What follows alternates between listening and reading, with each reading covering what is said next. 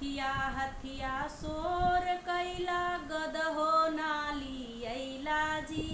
तोहरी बहिन की नौआ राखई देशवा से हंसवला हो। तोहरे बहिन के नौआ राखै डीजे डीजे शोर कैला बैंड बाजाना लेके अइला हो। तोहरी बहिन की धोबी राखई देशवा से हंसवला हो। तोहरे बहिन की धोबी राखई देशवा से हंसवला हो। घोड़ा घोड़ा शोर कैला रथियो नाली अइला हो। तोहरी बहिन की बनिया राखई देशवा से हंसवला हो।